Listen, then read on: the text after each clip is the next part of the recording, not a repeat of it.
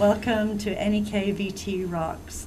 My guests today are Mary Pat Golding and Bruce Amsden, who are representing, in one of their many hats in life, the Border Curling Club.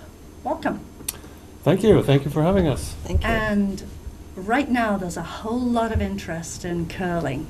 We're all watching the Olympics. We're glued to the Olympics. And curling's got a lot of good press this year. There's even cartoons.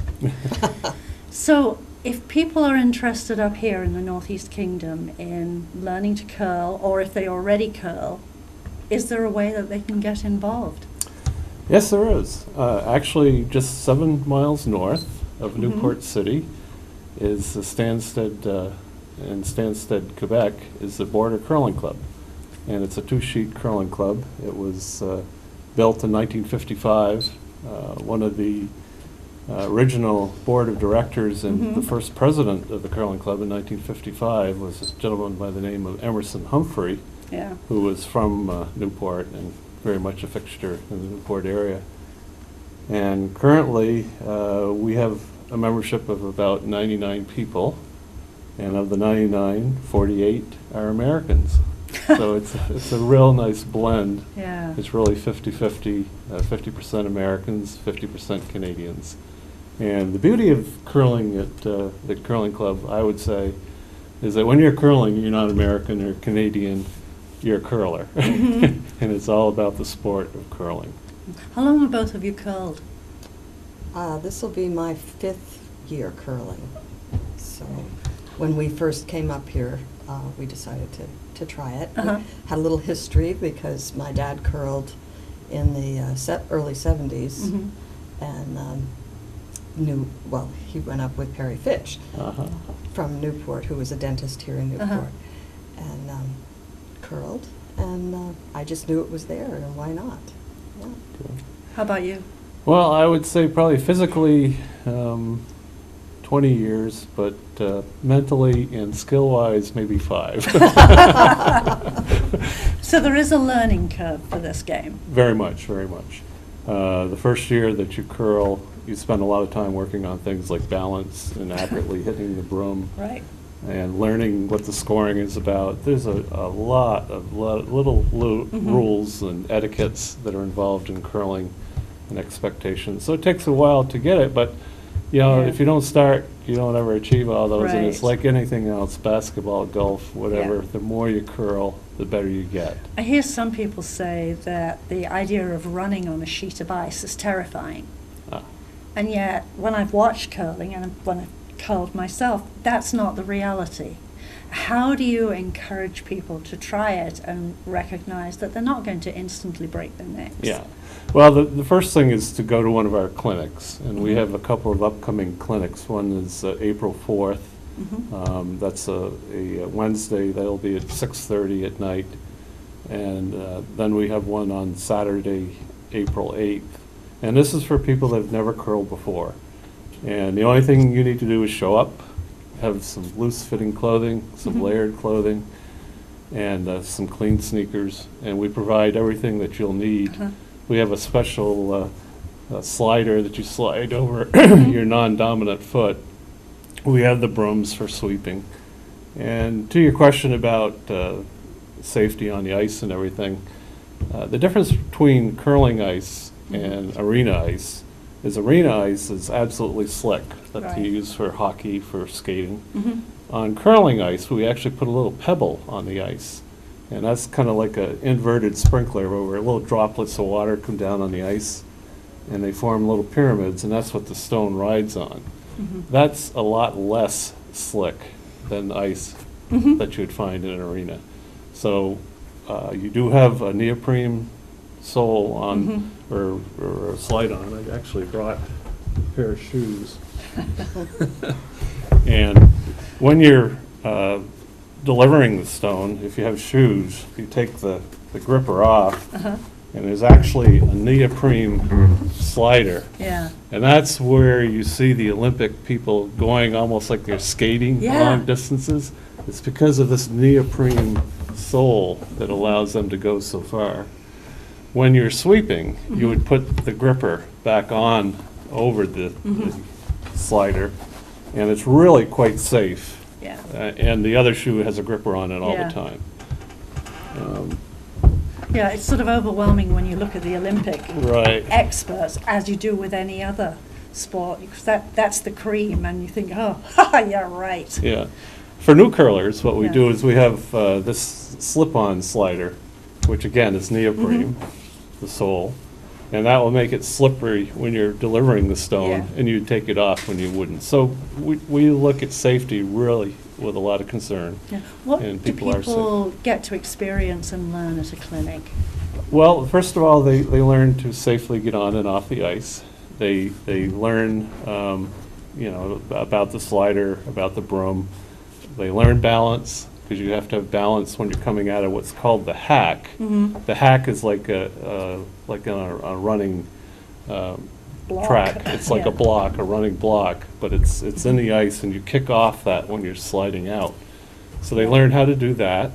Then we usually have at the very end a little mini match where we actually play between the people that are new and some experienced people. We play a little match. Some people who are slightly older or who have some physical challenges don't get down and Right. launch themselves from the running block. Yeah. Yeah, it's really amazing, but we have people that are as young as 12 that are Mhm. curling at our club. Yeah. And we have one gentleman who's 92 years old Right. who's curling. And the reason is curling has developed so that now there's a stick that people can use if they have any kind of physical disability Right. or whatever. And this stick, this goes right over the handle, the end, and that allows the curler to push the stone out Mhm. and to angle it properly. And it's made a world of difference. And, Right. and anybody can curl, even if you can't get down in the hack. We saw somebody curl the other day in a wheelchair, Mm-hmm. and that was pretty amazing. Right. It was a little challenging, I think, getting the wheelchair onto the ice, but once it was there, I mean, he had the stability and the freedom to curl. Yes. And yes. that was wonderful. Yeah. We have outside competitions where people come in, Mhm. and we actually had a wheelchair team that came into our club and curled with wheelchairs. That would have been wonderful to watch. Oh, it was beautiful. And I mean, they don't sweep, obviously, but somebody will hold the chair, and they Mhm. push from a standstill the stone out, and it's amazing how accurate The they are. accuracy. It's Yeah. incredible. It really is, yeah. Yeah. And I think the gentleman you were talking about, he was actually, belongs to a club in Vermont. There's 3 clubs in Vermont. One is in Woodstock area, one is in the Rutland area, and one in the Burlington area. The 2 down south, Rutland and Woodstock, they both use arena ice, Mhm. which is really terrible. Slicky. Dedicated ice is a lot Yeah. better, and that's what we have is dedicated ice. People on our ice don't skate, they don't Right. play hockey, or they don't do Right. any recreational skating. Yeah. It's solely used for curling. Curling. But anyway, so there are 3 clubs in Vermont. The other one in Burlington, they Mhm. travel to Quebec, to Bedford, Quebec, again, so they can curl on dedicated ice, which is a real great experience. But you should mention the ones in Quebec as well, the other clubs that are in Quebec. We're the closest to Newport, but there Right. are many others Yeah. that are very close. Yeah, I looked it up this morning, actually, and in the United States, there are 16,500 curlers. Wow. In Quebec, or in Canada as a whole, there are 700,000 curlers. And literally, just about every community has their own Curling dedicated curling club, whether it's Sherbrooke or, Mhm. or Bedford or any of the other. Magog. Magog. Ayers North Cliffs, Hatley. North Hatley. Yeah. Lennox. So some of the curling clubs have schools that participate, and you do as well, right? Yes, we actually, last year, we had Derby Line Elementary School Mhm. came up for an afternoon, and Mhm. for a couple hours, Yeah. they got to experience curling. And we also, Stansted College has a team that Mhm. uses our ice. Right. And we do have a lot of Quebec schools that will come in for like an afternoon Yeah. and try it out. How do you negotiate with the border when it comes to bringing kids from the local schools? Because not everybody has a passport. Right. I'm not sure. Well, Maybe you have some the insight. schools can work this out so that they can bring a bus across, and I don't want to get the details incorrectly, but Sure. I do know that they can take children to Montreal by bus, and not everybody has to have their passport, but they will have to have some sort of letter from their parents Yeah. that can be shown. Sure. So, you know, it's doable. And So it would be something we could work with local schools here and encourage kids to come over and look. Absolutely, and we've reached out to many of the Yeah. schools, and they are enthusiastic about it. You know, it's just getting the bus time and Yeah. and building And the time into the The day. physical mechanics of getting them across. Right, but that it's not an insurmountable Yeah. task. The other thing that we have in the club is something that can travel to a school. It's something that can be put down in the gym Mhm. to demonstrate curling. Yep. That would be fun. Yeah, so it's, everybody's always trying to invent how do we duplicate this on land? And there is actually some Yeah. equipment that Huh. Have you tried it? I personally haven't, but Have you? Have you used it? I've seen it, and I think it's used sometimes. It's been used a few times, but not that often. We I'd haven't love to had that play many. with one of the schools here to Yeah, get the kids interested, because it's just another form of physical activity, because it's quite a workout. Yeah. It is, and I wanted to speak to that because Yeah. there's so many of these comics that you see are making Right. fun of, oh, all they do is sweep, and Exactly. you know, just, it's a physical sport. Yeah. And I think anyone who tries it for the first time is quite amazed at Mm-hmm. The what a muscle workout, groups. and the muscle groups that they locate all of Yeah. a sudden. Yeah. Yeah, it's great exercise. It's clearly strength building, Mm. and it's fun. It is, it is. And even though the ice is at 23 degrees Fahrenheit, Mhm. the room temperature normally is around 38 degrees. Yeah. So it's above It doesn't freezing. feel Arctic. And you're moving around enough that, Mhm. that, you know, you don't even notice it after a while. Yeah, It is yeah, incredible. it's true. And we do, I should have also mentioned too, you were talking about clinics earlier, we also offer in the fall a course called Curling 101. Yeah.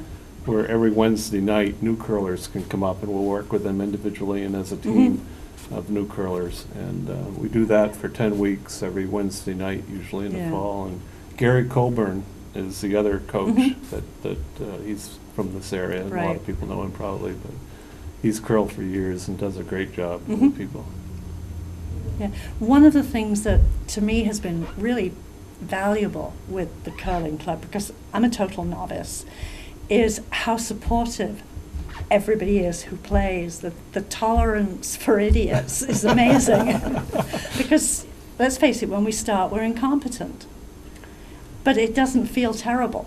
Yeah. I mean, you may think that you've aimed your stone wherever it was supposed to go, and of course it goes somewhere totally different. But you don't have to feel really awful about it. You can build on it as a learning experience Mhm. and not feel that you've destroyed the game for everybody else. Because sometimes people get alienated by team sports because there's all that weight of, oh, what if I mess up?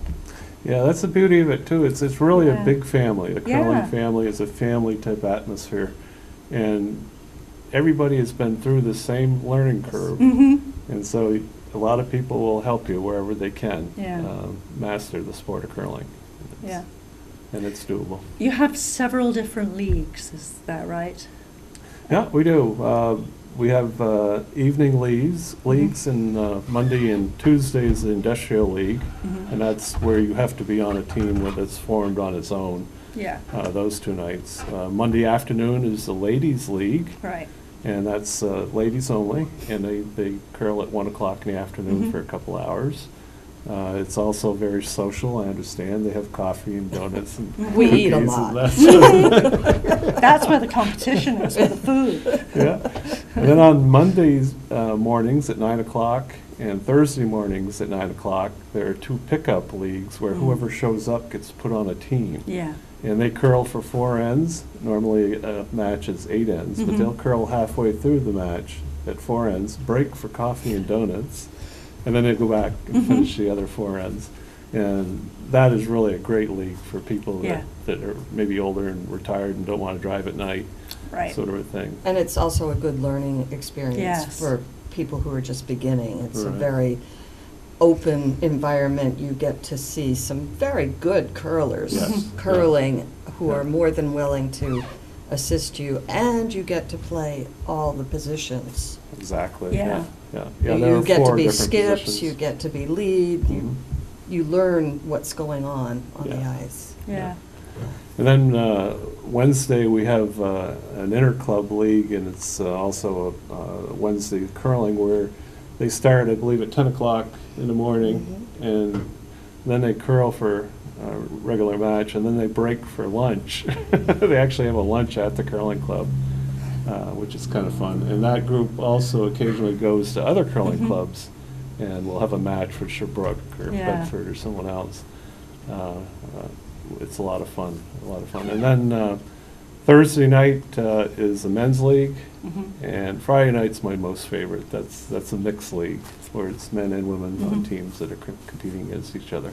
And that's a league where it's not pick-up, that you become part of a team. Right, you become part of a consistently. team. There's 2 half seasons, Yeah. and in October, we form teams that go through the end of the year. Yeah. And then in January, we have new teams that go from January to April in the Yeah. second half. So it sounds like it's a great thing. It's a sport for all ages and all levels of mobility.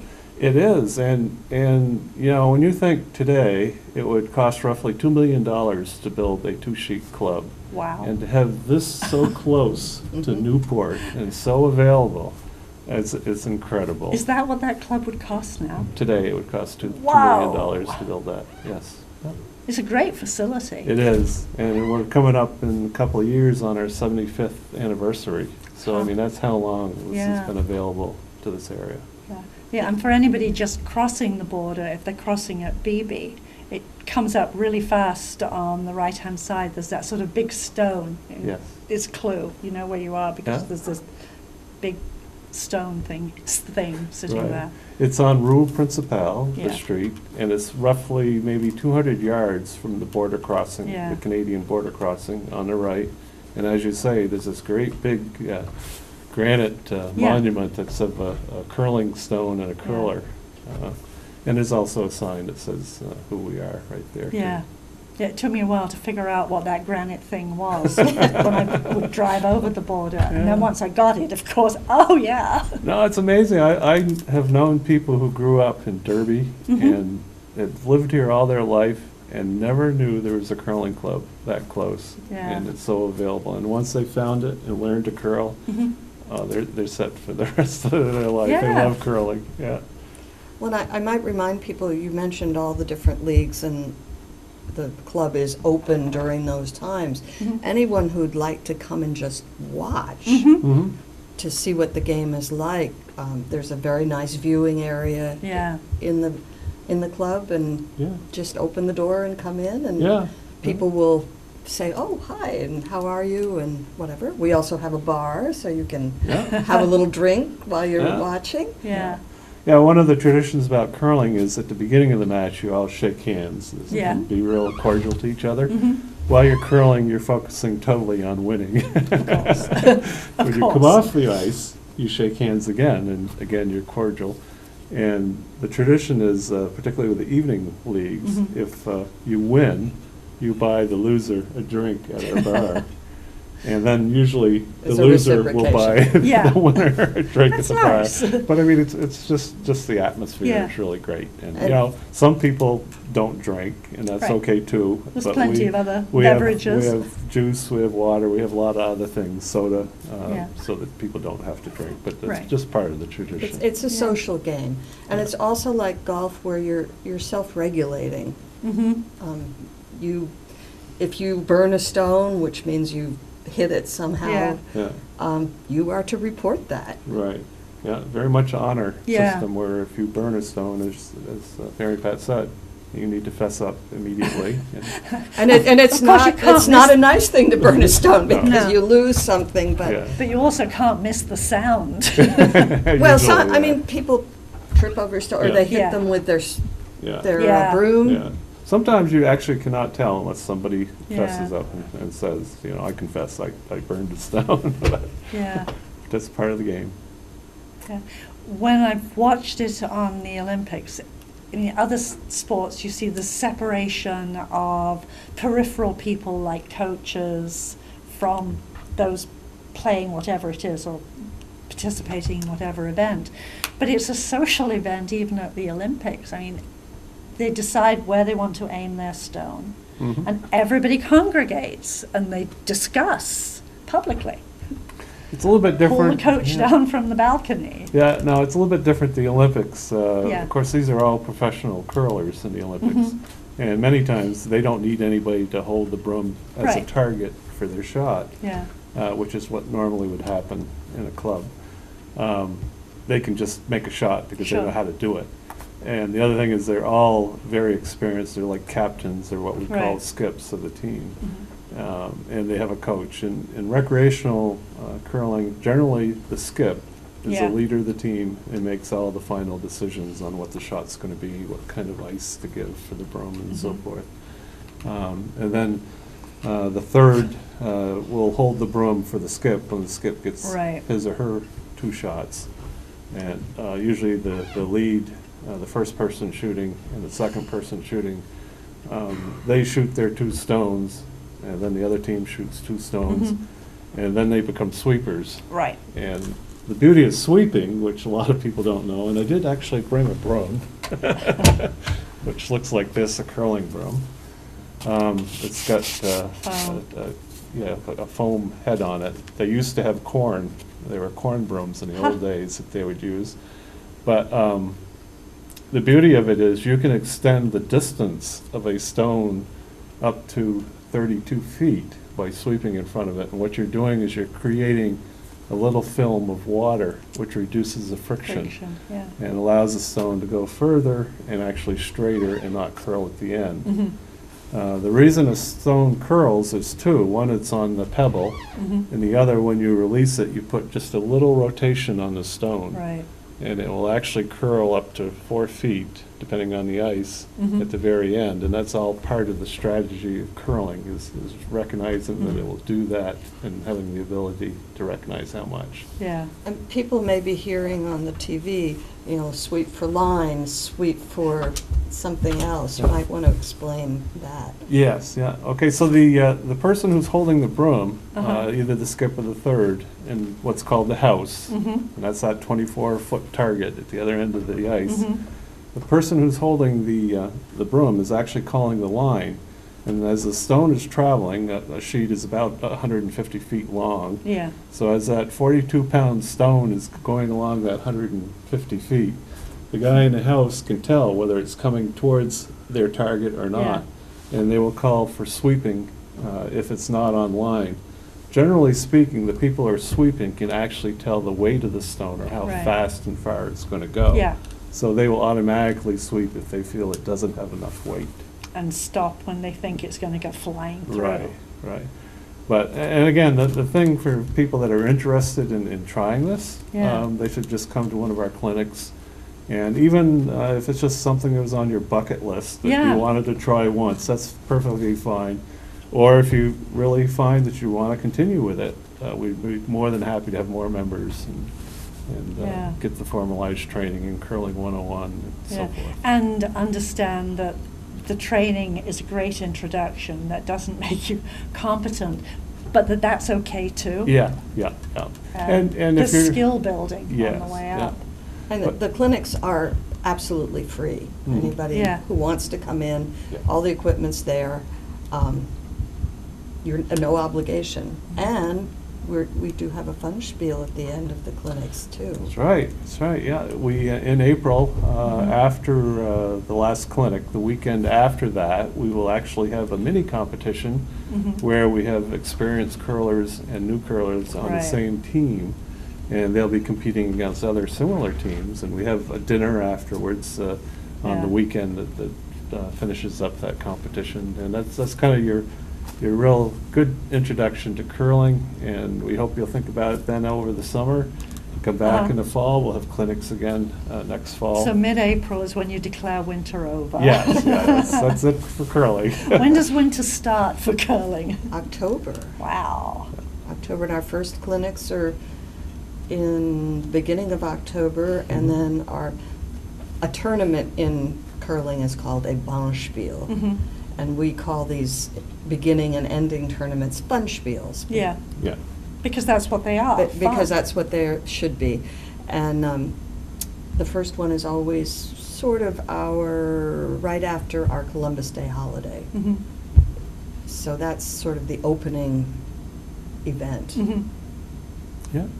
We have several competitions through the year too, Yeah. where that all the different people that are members in a club will form different teams Yeah. just for those specific weekend competitions. And also, there's available bonspiels in other communities like Lennoxville and North Hatley and Magog. They'll have competitions that you can form a team and go on the road, as we call it, to play Yeah. other teams. There's clubs again all over the Northeast. Belfast, Maine has one, Nashua, New Hampshire. There's 2 in the Boston area. New York State has 4 or 5 different clubs. And they'll all have competitions, and you'll get an invitation to send a team to those, which are usually really fun weekends to do that. Yeah. Do many people do that? Do the Some traveling people. road show? Yeah, well, you're going on. Yeah, we have upcoming what's called the International Gordon, which is a 126-year competition, where it's Canada against the U.S. Sometimes I get in trouble for this, but because I curl at Border Curling Club, I play for Canada. Hey, why not? But the beauty is Canada has won 86 of those 120 some odd years. So at least I get to be on a winning team many times. Well, but- there are certainly many Canadians by birth who are playing for who are living in the U.S. who Yeah. presumably can play for the U.S. Oh, yeah. too. Yeah, yeah. And locals, I think, sometimes worry about the language barrier Mm. playing because we are half and half. Sure. It's pretty universal once you get on the ice. Yeah. The language, and many of our members are bilingual, which Mhm. Yeah. I am ashamed to say that we're not as good as they No, are. we're not. Yeah. Maybe But- a language clinic would be a good thing to Yeah, have. there you go. But really and truly, the language is not It's an never issue. been a barrier. No. No, not at all. Nor is the border. No. Once October comes, Mhm. the crossing guards are very familiar with all of us. Yeah, Right. Yeah.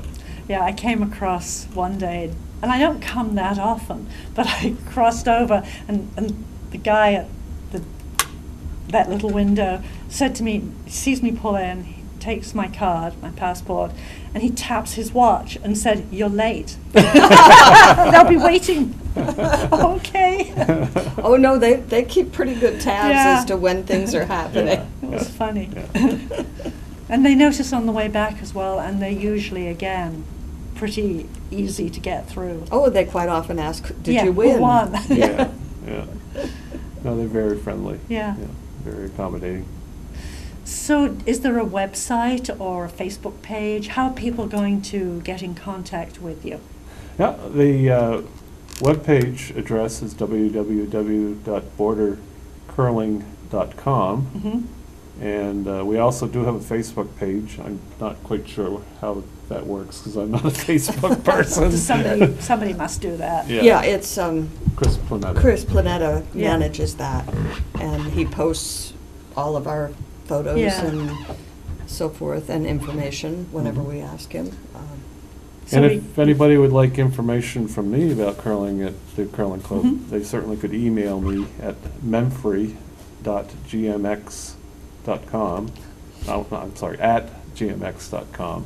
memfrey@gmx.com.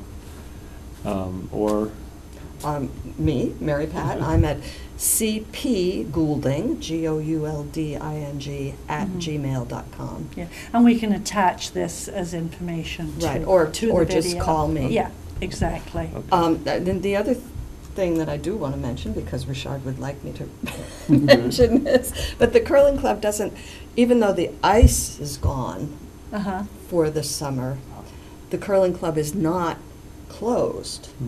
We have a really very nice facility, large Mhm. room, kitchen. We can as have I up said- to 126 people capacity. Right, and we do rent the facility. That's nice. It's a nice place. It's a very nice place. We've had weddings there. Yeah. We've had conferences, Receptions. There's Wi-Fi available. You could do concerts and other events there too. There's a really nice kitchen. The kitchen is great. So anyone that's interested in looking for a space to have an event, it's very close to Yeah. home, And international too. Yes, yes. Which always helps. We're about out of time. Any parting enthusiastic words about why somebody should curl? Why curl? Well, for me, the first reason was that when I moved to where I live in Newport City, it was a neighborhood thing. All my neighbors curled, and if I wanted to see my neighbors, I had to curl. Sure. But I think the other thing is the flavor of being international, of talking, particularly the what we call the donut leagues, Right. Mondays and Thursdays. It's amazing to sit down at the little breaks and talk politics with the Canadians, Yeah. and it's amazing how much they know about us in America. But they're really fantastic people. And the other thing is, the other real reason that I enjoy curling is it makes the winter go so fast. It really does. it does make Yeah. the winter go fast. And there's so many opportunities, and it's good exercise. Yeah. It's an exercise for any age and any capacity, And very social. and extremely Yeah. social. Yes. Okay, well, thank you both for coming, and someday maybe we'll do a follow-up on curling. Well, thank you for having us. Thank Yeah. you. Thank you very much.